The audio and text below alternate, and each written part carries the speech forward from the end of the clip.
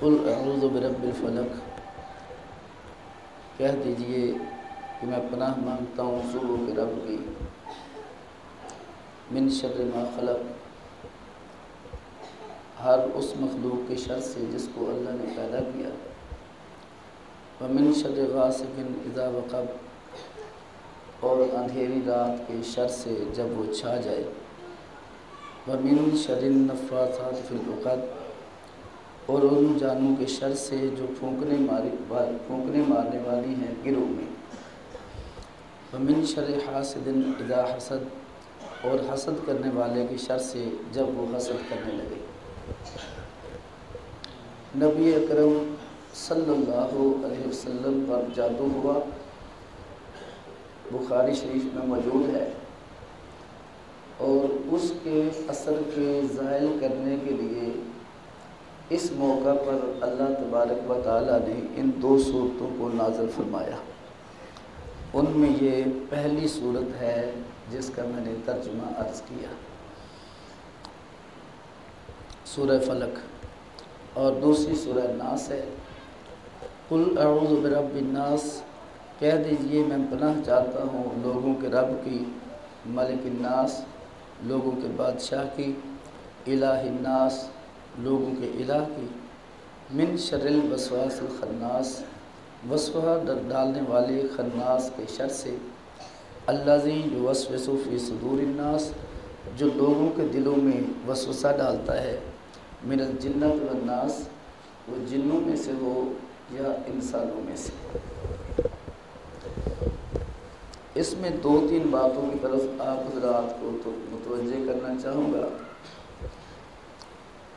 کہ نبی اکرم صلی اللہ علیہ وسلم پر جادو ہوا، بخاری شریف میں موجود ہے، اور اس جادو کے اثر کے زائل کرنے کے لیے اس موقع پر یہ دو صورتیں اللہ تبارک و تعالیٰ نے نازل فرمائیں۔ حضور الاسلام ایک ایک آیت پڑھتے گئے، وہ گانٹھیں لگی ہوئی تھی جادوگر نے جو لگائی ہوئی تھی، اس کو کھولتے گئے، جو ہی کھلی حضور الاسلام کی طبیعت بھی اسی طرح کھل گئی۔ اس پہ کچھ لوگ جو جادو کا انکار کرتے ہیں اور کہتے ہیں کہ جادو مؤثر نہیں ہے، ان لوگوں نے اس پہ یوں کہا کہ نبی اکرم صلی اللہ علیہ وسلم کے بارے میں قرآن کریم میں موجود ہے کہ مکے کے مشرکین کہتے تھے ان تتبعون الا رجلا مسحورا، کیا مسلمانوں تم تو اس بندے کی پیروی کر رہے ہو جس پہ جادو ہے؟ وہ کہتے ہیں کہ اگر جادو مان لیا جائے کہ حضور پہ ہوا ہے تو اس کا مطلب ہوا کہ کافروں کی بات سچی تھی۔ سوال سمجھ آیا؟ وہ کہتے ہیں قرآن کریم میں ہے، مکے کے مشرک کہتے تھے ان تتبعون الا رجلا مسحورا، کہ تم ساحر زدہ بندے کی اتباع کرتے ہو۔ اگر یہ مان لیا جائے کہ حضور پہ سحر ہوا ہے، جادو ہوا ہے، تو مطلب یہ ہوا کہ کافروں کی بات سچی ہے۔ بہت توجہ، کافر حضور الاسلام پر سحر کو عام حالات میں نہیں مانتے تھے، وہ حضور الاسلام جو ہمیں توحید کی بات کرتے وہ اس کو جادو کہتے تھے کہ حضور سحر زدہ ہیں، نعوذ باللہ بہہ کی بات کر رہے ہیں۔ جو حضور اپنی اتباع کی بات کرتے تھے مکے کے مشرکین اس کو سحر کہتے تھے، جو حضور الاسلام قرآن پیش کرتے تھے وہ اس کو جادو کہتے تھے کہ جادو زدہ ہیں، تو یہ جتنی شریعت بتا رہی ہے نا یہ جادو کا اثر ہے۔ جبکہ تمام مسلمانوں کا نظریہ یہ ہے، اور بخاری کی حدیث میں یہ ہے کہ اللہ کے نبی علیہ السلام مسحور فی الدین نہیں تھے، کفار مسحور فی الدین سمجھتے تھے، جبکہ نبی کریم صلی اللہ علیہ وسلم شریعت کے معاملے میں کسی حکم میں بھی آپ پہ سحر نہیں ہوا، وہ مسحور فی الدین سمجھتے تھے، جبکہ اللہ کے نبی علیہ السلام پر دنیاوی معاملات میں سحر کا اثر ظاہر ہوا، اور فقط اتنا تھا کہ ایک کام کیا ہوتا تو اللہ کے نبی اس کو بھول جاتے، سہو ہو جایا کرتا تھا، اور سہو کا ہونا نبوت کے منافی نہیں ہے۔ حضور نماز کی رکعتیں پڑھاتے ہوئے بھی بھول گئے تھے، یہ بھول جانا نبوت کے منافی نہیں۔ حضور علیہ السلام نے فرمایا میں ایسے بھولتا ہوں جیسے تم بھولتے ہو۔ تو ایک بات، ایک میں نے سوال کا جواب عرض کیا کہ وہ مسحور فی الدین سمجھتے تھے، اور جہاں حضور پہ سحر ہوا ہے یہ دین کے معاملے میں سحر نہیں تھا، یہ دنیاوی معاملے میں تھا، وہ اور محل ہے، یہ اور محل ہے۔ ایک بات ہوگی۔ دوسری چیز، اگر جادو ہوتا ہی نہیں ہے اور جادو کا اثر ہی نہیں ہوتا تو حقیقتاً کرنے والی کون ہے؟ اللہ کی ذات۔ لیکن چیزوں میں تاثیر ہے نا، ٹھنڈی چیز میں ٹھنڈک کی، آگ میں جلانے کی، پانی میں ڈبونے کی، اس صلاحیت کی بات ہو رہی ہے کہ جادو فی نفس ہی مؤثر ہوتا ہے۔ قرآن کہتا ہے من شر النفاثات فی العقد، اے محمد صلی اللہ علیہ وسلم کہہ دیجئے میں پھونکے مارنے ان جانوں کے شر سے پناہ مانگتا ہوں جو پھونکے مارنے والی ہے گروہ میں۔ یہ کون سی گروہ میں پھونکے مار رہی تھی جس سے شر پیدا ہو رہا تھا؟ تو اللہ نے فرمایا حضور میری پناہ مانگ لو۔ اس کا اثر تھا تو اللہ نے فرمایا نا پناہ مانگو۔ تو یہ کون سی پھونکے تھی؟ یہ وہ جادو کی پھونکے تھی۔ وہ جادوگر جو لوگ تھے ان کے جادو سے کہ شر سے پناہ مانگنے کا اللہ تبارک و تعالیٰ نے فرمایا۔ اگر اس جادو کا شر تھا ہی نہیں تو اللہ کبھی بھی حضور کو پناہ مانگنے کا حکم نہ فرماتے۔ تو اس آیت سے، اس صورت سے ظاہراً ثابت ہو رہا ہے کہ جادو مؤثر تھا، حضور علیہ السلام نے اس کی تلاوت کی، وہ جادو ختم ہو گیا۔ تیسری بات قرآن کریم میں ہے، حضرت موسیٰ علیہ السلام کے سامنے جب جادوگروں نے اپنے عصا اور رسیاں ڈالی، یخیل الیہ من سحرہم انہا تسعی، ان کے جادو کی وجہ سے حضرت موسیٰ علیہ السلام کو یوں محسوس ہو رہا تھا کہ وہ بھاگ رہی ہیں۔ یہ اثر تھا کہ نہیں تھا؟ کہتے ہیں حقیقت میں نہیں بھاگ رہی تھی، محسوس ہو رہا تھا۔ تو محسوس ہونا بھی اثر تو ہے نا۔ محسوس ہونا کیا ہے جی؟ حدیث میں آتا ہے نبی کریم صلی اللہ علیہ وسلم کے بارے میں، جو قرآن میں ہے یخیل الیہ، حدیث میں ہے یخیل الیہ، کہ حضور کو محسوس ہوتا میں نے یہ کام کر لیا ہے، کیا نہیں ہوتا تھا۔ اللہ کے نبی علیہ السلام کے لیے جو لفظ آئے وہی لفظ قرآن میں ہے۔ قرآن میں ہے تو سب مانتے ہو، حدیث میں آئے ہیں تو پھر بھی مان لو، کیونکہ کلمہ آدھا نہیں پڑھا، ہم نے مکمل پڑھا ہے۔ لا الہ الا اللہ، بات اللہ کی بھی سچی، محمد رسول اللہ، بات اللہ کے رسول کی بھی سچی۔ تو اس دونوں چیزوں کو ماننا ضروری ہے۔ ہم قرآن کریم کو بھی مانتے ہیں، ہم نبی اکرم صلی اللہ علیہ وسلم کے فرامین کو بھی مانتے ہیں، ہم قرآن اسی کو مانتے ہیں جو مصطفیٰ کے قلب عطر سے ہو کے آیا ہے اور مصطفیٰ نے اپنی زبان میں ہمیں سمجھایا ہے۔ کسی اور قرآن کو ہم نہیں مانتے جو سیدھا ہم پہ اترا ہو، ہم اسی قرآن کو مانتے ہیں جو نبی اکرم صلی اللہ علیہ وسلم کے قلب عطر سے ہو کے ہم تک پہنچا ہے، اور اس کی وضاحت اور تفصیل مصطفیٰ صلی اللہ علیہ وسلم نے کر دی ہے۔ ہم اس قرآن کے ماننے والے ہیں، ہم کسی اور قرآن جو براہ راست ہم پہ اترا ہو ہم اس کے ماننے والے نہیں۔ ایسے ہی ایک تو سحر کی حقیقت کا اس میں ذکر موجود ہے، سحر کا علاج موجود ہے۔ سوتے ہوئے اٹھتے ہوئے 3 بار آخری چاروں کل پڑھ کے ہاتھوں پہ دم بھر کے جسم پہ پھیر لیا کریں۔ نبی اکرم صلی اللہ علیہ وسلم کا سوتے وقت کا معمول تھا، جادو وغیرہ نہیں ہوتا۔ ویسے بھی کثرت سے یہ آیات مبارکہ پڑھی جائیں تو جادو کے لیے انتہائی مؤثر کیا ختم ہو جاتا ہے، جادو نہیں رہتا، ختم ہو جاتا ہے۔ مؤثر کیا ہونا ہے؟ ختم ہو جاتا ہے۔ اس لیے ان کی کثرت سے تلاوت کیا گیا۔ دوسرا، ہم نے اس میں ایک چیز یہ کہ بہت ساری باتیں ہیں، بہت اختصار سے عرض کر رہا ہوں۔ قل اعوذ برب الفلق، اے محمد صلی اللہ علیہ وسلم ان کو فرما دو میں پناہ چاہتا ہوں فلک کے رب کی، اور ہر اس مخلوق کے شر سے جس کو اللہ نے پیدا کیا۔ اندھیری رات کے شر سے جب وہ چھا جائے، یہ جادوگروں کے شر سے بھی، حاسد کی شر سے بھی۔ حضور پناہ کس کی چاہ رہے ہیں جی؟ کس کی چاہ رہے ہیں؟ اللہ کی۔ اس سے ہمیں یہ بھی سبق ملا دونوں صورتوں سے کہ جتنی بڑی مشکل بھی ہو، جتنی بڑی پریشانی بھی ہو، اللہ کی ذات سے نا امید بھی نہیں ہونا، اور اس ایک اللہ کی پناہ ہم نے مانگنی ہے، وہی اللہ ہمیں ہر شر سے بچانے والا ہے۔ اسے نبی کریم صلی اللہ علیہ وسلم کا ارشاد ہے، صبح و شام 3 بار دعا پڑھ لو، بسم اللہ الذی لا یضر مع اسمہ شیء فی الارض ولا فی السماء وهو السمیع العلیم۔ صبح سے شام تک زمین و آسمان کی کوئی آفت آپ کو نقصان نہیں پہنچا سکتی۔ شام کو پڑھ لو، صبح تک زمین و آسمان کی کوئی آفت آپ کو نقصان نہیں پہنچا سکتی۔ 3 بار صبح پڑھ لو، 3 بار شام پڑھ لو۔ تو ہم اپنے معمول میں وظائف رکھیں، جہاں پہ ظاہری اسباب اختیار کرتے ہیں، حقیقت میں یہ باطنی اسباب حقیقی اسباب ہیں، ان کو ہم ضرور اختیار کریں۔ ہر مشکل میں پہلے نظر ہماری ان پہ جائے، اس کے بعد دوسرے نمبر پہ ظاہری اسباب پہ جائیں۔ تیسری بات جس کی طرف میں متوجہ کرنا چاہ رہا ہوں، خناس کا ذکر آیا ہے۔ اس کا کام کیا ہے؟ الذی یوسوس فی صدور الناس، لوگوں کے دلوں میں وسوسے ڈالتا ہے۔ اور اس کی قسمیں 2 ہیں، من الجنۃ والناس، جنوں میں سے بھی ہے، انسانوں میں سے بھی ہے۔ آپ اچھی خاصی تلاوت کر رہے تھے، اس نے کہا نہیں یار تلاوت تو نعوذ باللہ توتا راٹ ہے، اس کا کیا فائدہ؟ دیکھیں آپ ایک خط پڑھ رہے ہیں، آپ کو سمجھ نہیں آ رہا کوئی فائدہ ہے، آپ نے کہا نہیں ہے جی۔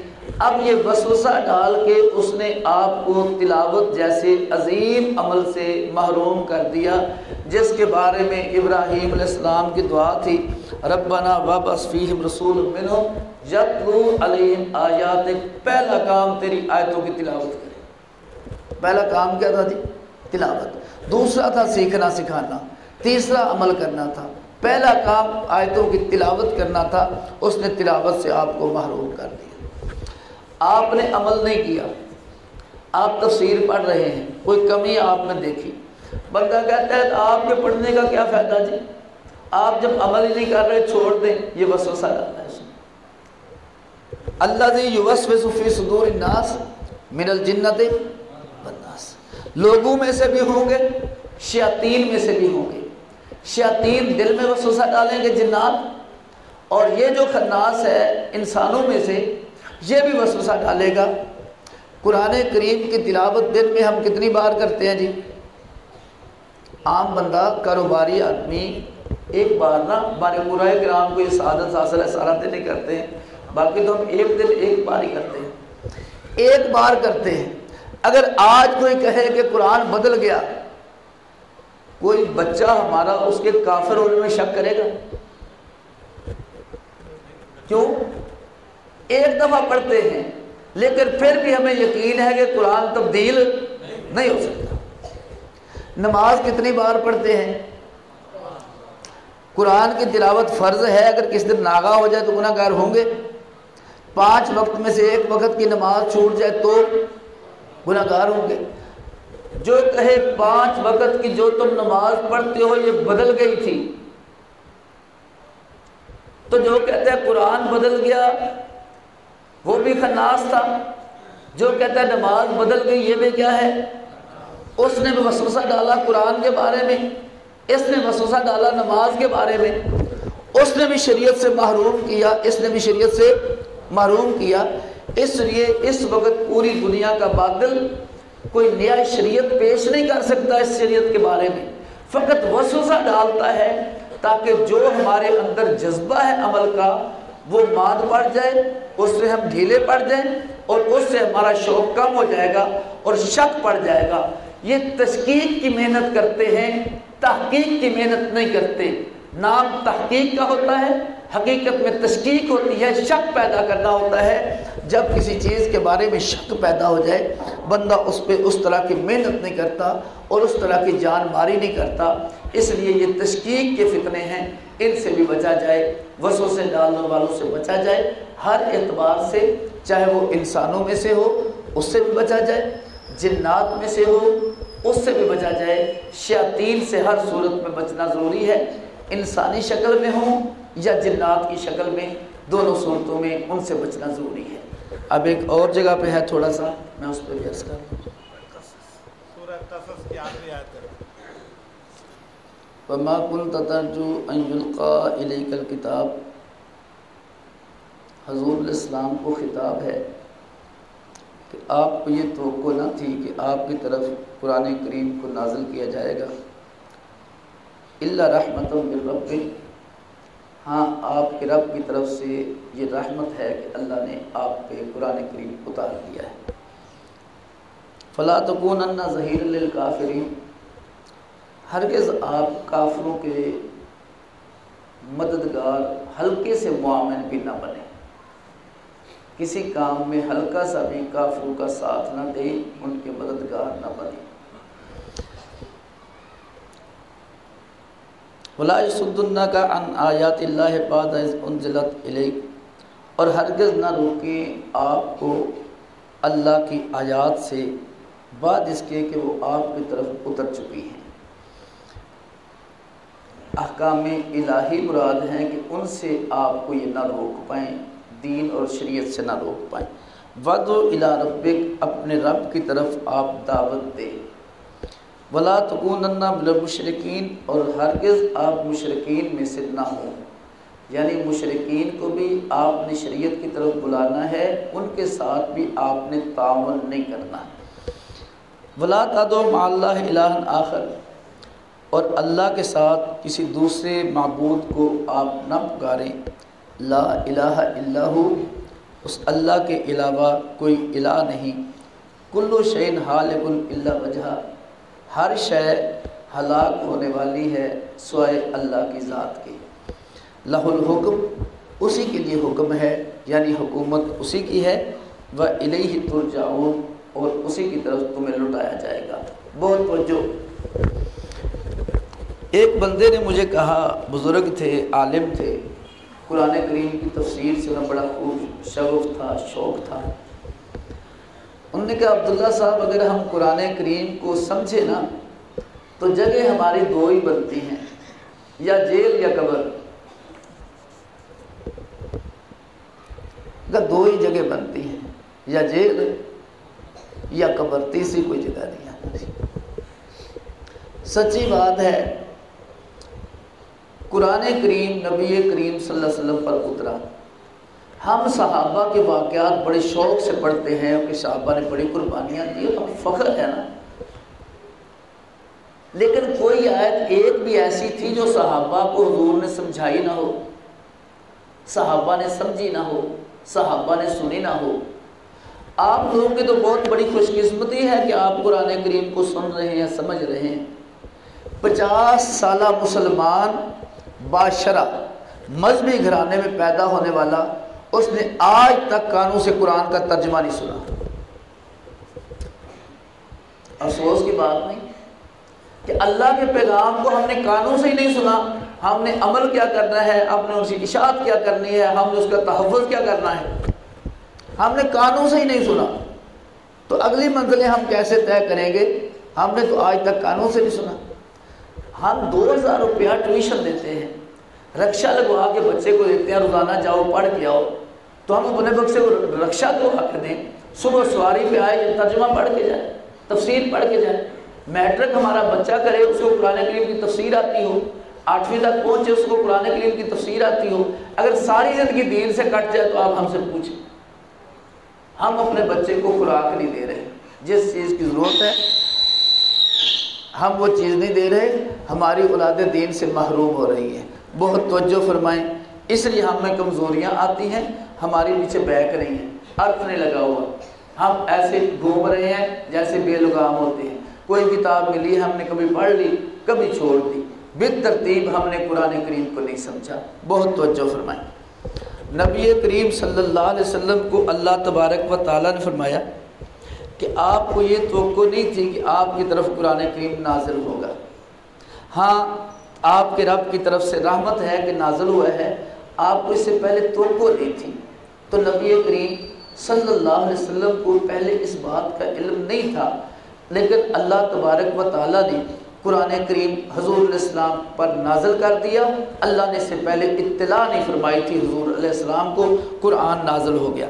اللہ فرماتے ہیں فَلَا تَكُونَنَّ ظَهِيرًا لِلْكَافِرِينَ، آپ بالکل کافرین کے ادنا سے معاون بھی نہ بنیں، ادنا سے معاون بھی آپ کافروں کے نہ بنیں۔ بہت توجہ، بسا اوقات ہم کسی گناہ میں شرکت کر لیتے ہیں اس بندے کو اپنے قریب کرنے کے لیے، اپنی مجلس سے مکانے کے لیے، یا برادری کو خوش کرنے کے لیے۔ اب یہ ہم معاون بن رہے ہیں اس مجلس میں شریک ہو کر کسی کے۔ فتاوی محمودیہ اگلی بات بھی عرض کر دو، مجھے یاد بھی نہیں وہ کن کا تھا، طالب علمی میں نے پڑھا تھا، فتاوی محمودیہ، اس میں لکھا تھا جب کوئی بندہ کسی گناہ میں شریک ہوتا ہے، کسی بندے کو نیکی پر لانے کے لیے اس بندے کا توکل اللہ کی ذات پر نہیں ہے، اس کا اپنی تدبیر بد پر ہے کہ میری اس تدبیر کے ساتھ یہ بندہ راہ راست پر آ جائے گا۔ دوسری بات، ہم پابند ہیں نبی اکرم صلی اللہ علیہ وسلم کی سنت کے، ہم نے اگر تبلیغ کرنی ہے وہ بھی اس کے اندر، جہاد کرنا ہے وہ بھی سنت کے پابندی کے اندر، اگر ہم نے تدریس کرنی ہے وہ بھی سنت کی پابندی کے اندر، ہم مکلف اس کے ہیں کہ اس ترتیب پہ کام کرتے کوئی ہدایت پر آ جائے تو ٹھیک، نہیں آتا تو قطعاً ہمیں اس کی معاونت، اس کا ساتھ دینے کی گنجائش نہیں۔ فلا تکونن ظہیرا للکافرین، آپ نے کافروں کا تعاون نہیں کرنا۔ یہ بعض باتیں وہی بات ہے میں نے جو عرض کی کہ قرآن کریم کی تفسیر سمجھ لی جائے تو جگہ ہماری دو ہی بنتی ہیں، یا قبر ہے یا جیل ہے، بہت توجہ رکھیں۔ بسا اوقات ہم سمجھتے ہوئے کسی کا تعاون کر رہے ہوتے ہیں، اس میں جو شادیوں کی رسومات میں ہم رسومات کا تعاون کرتے ہیں یہ بھی باطل کا تعاون ہے، مدد ہے۔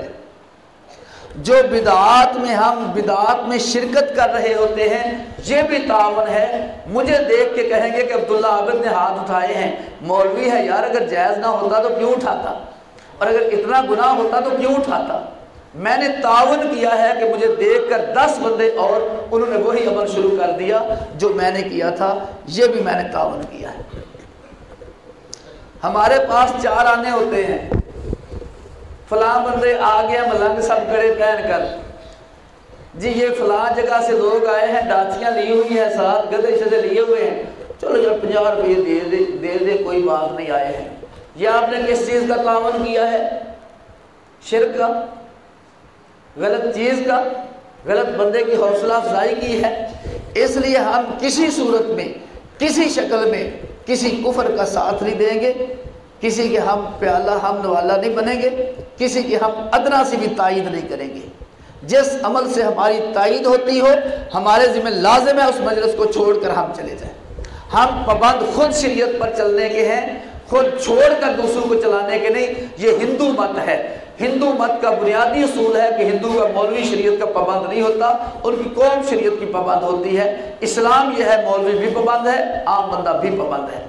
اس لیے یہ رسومات میں شرکت بڑے پیار و محبت سے، اتحاد کی دعوت، وحدت ادیان کی دعوت، یہ خالص شریعت کے خلاف نیا اسلام ہے، اس کی شریعت میں کچھ گنجائش نہیں۔ فلا تکونن، ہرگز آپ نے مدد نہیں کرنی کافروں کی، کافروں کا آپ نے کبھی بھی مددگار نہیں بننا، ادنا سا تعاون کرنے کی بھی گنجائش نہیں ہے۔ ولا یصدنک عن آیات اللہ، آپ کو ہرگز وہ اللہ کی آیات سے نہ روکے، بعد از انزلت الیک، بعد اس کے کہ آپ کی طرف اتر چکی ہے، احکام آ چکے ہیں، بہت توجہ، احکام آ چکے ہیں۔ زکوٰۃ آپ نے دینی ہی دینی ہے، ایمان ڈھیلا ہو یا ایمان تکڑا ہو۔ نماز آپ نے پڑھنی ہی پڑھنی ہے، چاہے ایمان تکڑا ہو یا ایمان کمزور ہو۔ آپ نے جو شریعت کے حج آپ نے کرنا ہی کرنا ہے، آپ نے روزہ رکھنا ہی رکھنا ہے، پوری شریعت پر عمل کرنا ہمارے ذمے ہے۔ یہ پہلے ترتیب تھی کہ پہلے ایمان بنا ہے، ایمان بننے کے بعد شریعت پہ چلنا ہے، وہ ترتیب تھی جب تک احکام اترے نہیں تھے۔ جب مکمل احکام اتر آئے ہیں اب ہم ترتیب نہیں بنا سکتے کہ اب اس کو کریں گے پھر اس کو کریں گے پھر اس کو کریں گے، بیک وقت ہمارے لیے مکمل شریعت پر چلنا لازم اور ضروری ہے۔ جتنی شریعت میں کوئی کمی کر رہا ہے وہ یہ ذہن میں رہے کہ میں شریعت میں کمی کر رہا ہوں اور اللہ کے ہاں میں مجرم ہوں، میرے ذمے ہے پوری شریعت پر چلنا، پوری شریعت میں احکام الہی اور طریقہ نبی اکرم صلی اللہ علیہ وسلم کا۔ وہ لوگ آپ کو کسی وجہ سے بھی کسی دباؤ سے بھی آپ کو نہ روک پائے۔ قاری حنیف صاحب نابینا تھے، بڑے خطیب تھے، انہوں نے ایک بات بڑی کی، کہتے ہیں کتا کراچی سے بھاگا اور لاہور آ گیا 4 گھنٹوں میں۔ آگے اس نے کہا جی، آگے استقبالیہ کھڑی تھی، انہوں نے پوچھا جناب کتنی دیر میں؟ انہوں نے کہا 4 گھنٹے، آج میں کراچیوں نسیاں لاہور آ گیا۔ انہوں نے کہا بکواس نہ کر، سفر بہت لمبا ہے، اتنے تھوڑے وقت میں یہاں آنا مشکل ہے۔ اس نے کہا یار میرا کمال نہیں، برادری کا کمال ہے، جہاں تھوڑا سا سلو ہوتا تھا 10 پھر مل جاتے تھے، پھر میں بھاگ پڑتا تھا، پھر 20 کلومیٹر سفر کر لیتا، پھر ذرا سلو ہوتا 10 اور مل جاتے۔ تو ہم بھی جہاں سلو ہوتے ہیں ہمیں برادری مل جاتی ہے، ہم پھر آگے بھاگ پڑتے ہیں، جہنم کی طرف سیدھے راستے پہ جا رہے ہیں۔ جہاں سلو ہوتے ہیں برادری پہنچ جاتی ہے، آپ نے یہ کام تو کیا ہی نہیں، آپ نے شادی میں مہندی نہیں لگائی، آپ نے فوت کی چاول نہیں کھلائے، آپ نے جنازہ مکمل حضور والا تو پڑھا ہے، ہمارے والا نہیں پڑھا، آپ نے اذان دی ہے حضور والی دی ہے، ہمارے والی نہیں دی۔ یہ ساری برادری ہمیں دھکیل کے آگے لے کے جا رہی ہے۔ ہم نے برادری کو راضی نہیں کرنا، ہم نے اللہ اور اللہ کے رسول صلی اللہ علیہ وسلم کو راضی کرنا ہے۔ اگر اس کے ساتھ برادری راضی ہو جائے تو کر لیں گے، اگر نہیں ہوتی تو کوئی بات نہیں۔ لیکن میں تجربے کی بات بتاتا ہوں، میرے ساتھ آج تک برادری ناراض نہیں ہوئی۔ شرعی پردہ بھی گھر کرایا ہے، آپ نسل در نسل مولوی ہوں گے، دیندار ہوں گے، میں پہلا بندہ خاندان میں دیندار تھا، آج تک کوئی بندہ ناراض نہیں ہوا۔ شرعی پردہ کرایا ہے، سب نے تعاون کیا ہے، اور بھی جو کام کیا ہے کوئی ہم سے ناراض نہیں ہوا، کسی رسم میں شرکت نہیں، ہم سے کوئی بندہ ناراض نہیں ہوا۔ فقط ہم نے 2 کشتیوں میں پاؤں رکھا ہوا ہے، برادری کی کشتی پہ اور ادھر اللہ رسول کی کشتی پہ، کبھی ادھر جاتے ہیں کبھی ادھر، تو پھر 2 کشتیوں والے کا جو حشر ہوتا ہے ہمارا وہی ہو رہا ہے۔ ایک کشتی پہ آپ قدم رکھ لیں، اللہ کی مد و نصرت آپ دیکھیں۔ جب تک آپ اپنے آپ کے ساتھ وہ رسی باندھ کر بسم اللہ پڑھ کے دریا میں جائیں گے تو پھر بہتے ہی رہیں گے۔ جب آپ اللہ کی ذات پہ توکل کریں گے، اللہ مجھے اور آپ کو کافی ہو جائے گا۔ تو آپ کو اللہ کی آیات سے یہ نہ روک دیں بعد اس کے کہ جب آپ پہ نازل ہو چکی ہیں، تو اللہ کے احکام کو پورا کرنا ضروری ہے، کوئی خوش ہو یا کوئی ناراض ہو، مصطفیٰ کے طریقے پر چلنا ضروری ہے۔ وَدْعُ إِلَىٰ رَبِّكَ، آپ کا کام اپنے رب کی طرف بلانا ہے، آپ خود عمل بھی کرتے جائیں، شریعت کو چھوڑنا نہیں، اللہ کے حکم کو چھوڑنا نہیں، اور دوسروں کو بلانا نہیں چھوڑنا، دوسروں کی طرف جانا نہیں۔ بہت توجہ، حکمت اور بصیرت بندے کو لے کے آنے کا نام ہے، چلے جانے کا نام تو حکمت اور بصیرت نہیں ہے۔ حکمت اور بصیرت کیا ہے جی؟ لے آنے کا نام ہے، چلے جانے کا نام تو حکمت اور بصیرت نہیں ہے نا۔ لیکن فرمایا خود اللہ کے احکام کو چھوڑنا نہیں، وَدْعُ إِلَىٰ رَبِّكَ، دوسروں کو دعوت بھی دینی ہے، چپ کر کے نہیں بیٹھنا۔ وَلَا تَكُونَنَّ مِنَ الْمُشْرِكِينَ، مشرکین کے ساتھ بالکل نہیں ہونا، یعنی مشرکین کے ساتھ بھی ملنے کی گنجائش نہیں، ان کو دعوت دینی ہے، ان کے ساتھ ملنا نہیں، ان کے ساتھ اختلاط نہیں کرنا۔ وَلَا تَدْعُ مَعَ اللَّهِ إِلَٰهًا آخَرَ، اللہ کے ساتھ دوسرے معبود کو نہ پکارو، لا الہ الا ہو، اس کے علاوہ اور کوئی معبود نہیں، کل شیء ہالک الا وجہہ، ہر شے نے ہلاک ہونا ہے، صرف اللہ کی ذات باقی رہنی ہے، اس کے ساتھ تعلق کو مضبوط رکھو، ہمارے کام اسی ذات نے آنا ہے۔ لہ الحکم، حکومت اسی کی ہے، تسلط اسی کا ہے، حکم اسی کا چلنا ہے، وَإِلَيْهِ تُرْجَعُونَ، اور جانا بھی اسی کے پاس ہے۔ پھر وہ وہاں پہ بتائے گا کہ آپ نے کیا کیا تھا اور میں نے آپ کو اس کا بدلہ کیا دینا ہے۔ میرے دوستو، قرآن کریم کو سمجھنے کی ہم کوشش کریں، قرآن کریم کو سمجھیں اور اس کو عملی زندگی اختیار کریں اور اس کو آگے پہنچانے کی کوشش کریں۔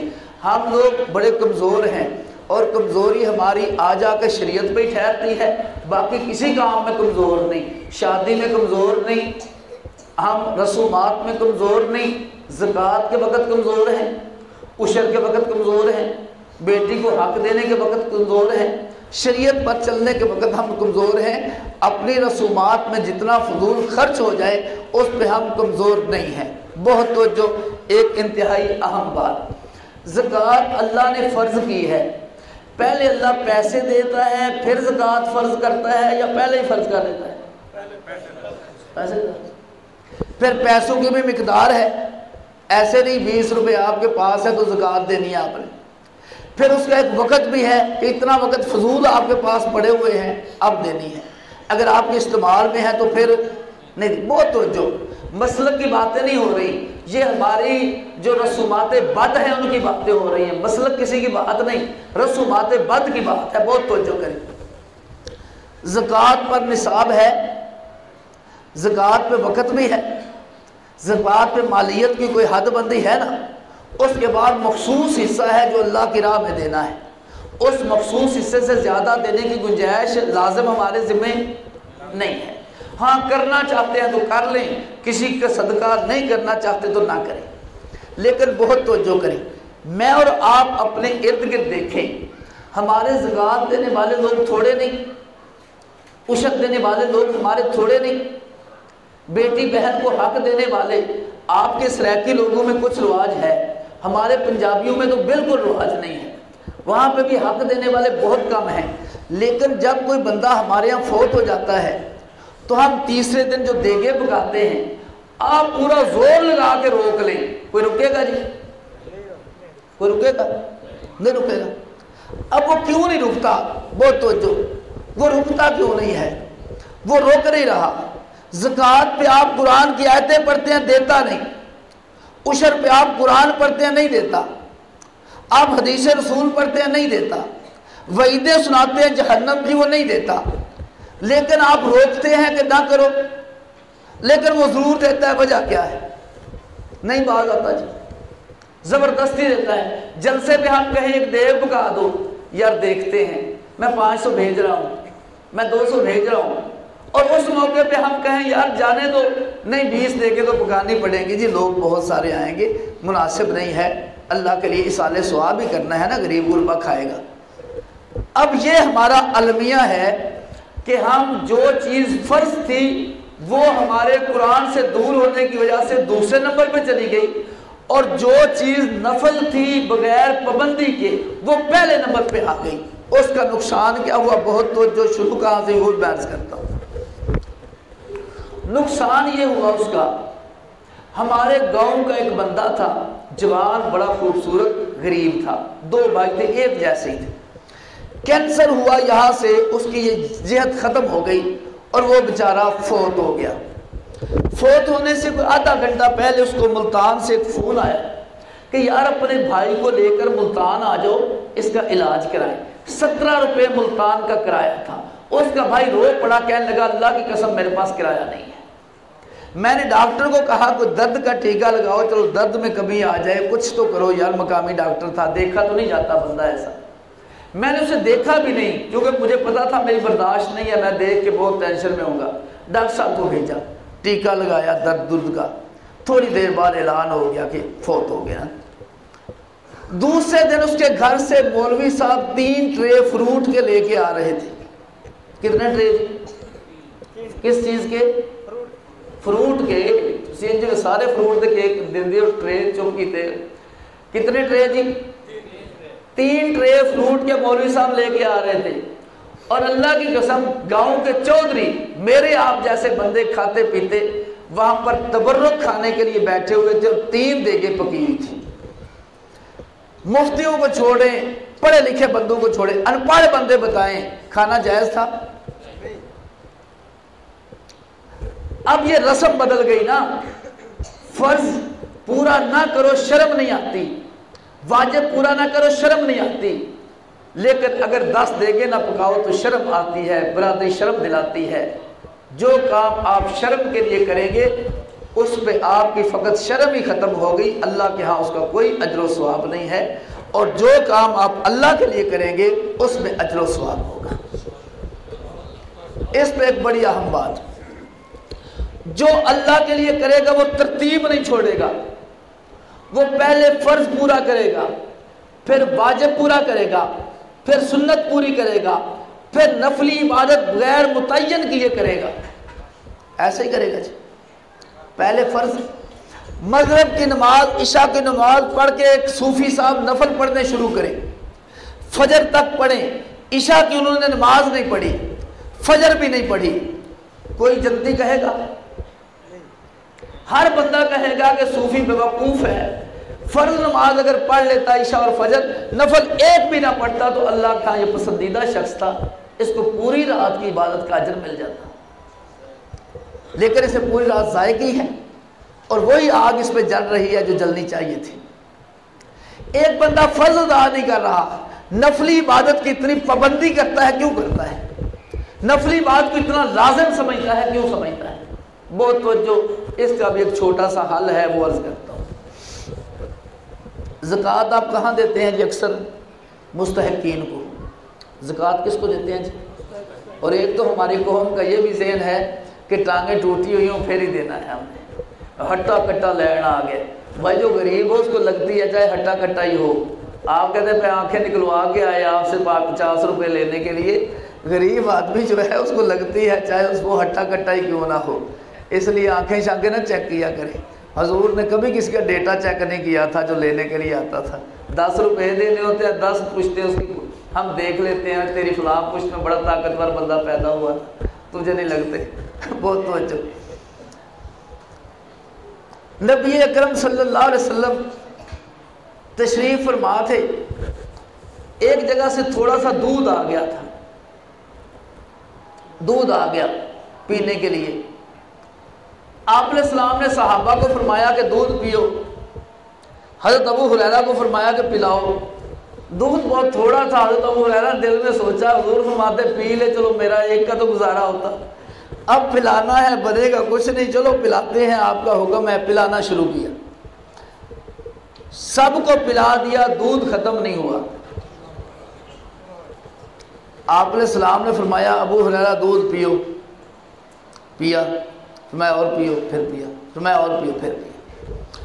آپ علیہ السلام نے فرمایا اور پیو، عرض کیا حضور اللہ کی قسم اور نہیں پی سکتا۔ حضور علیہ السلام نے دودھ لیا اور پیا، دودھ ختم ہو گیا۔ حضور نے پہلے پیا آخر میں، حضور پیر تھے نا، صحابہ مرید تھے نا، حضور نے پہلے خود پیا ان کو پلایا۔ ایمان کی بات ہر بندے نے بتانی ہے، آپ کا مولوی پہلی پلیٹ لیتا ہے یا آخری؟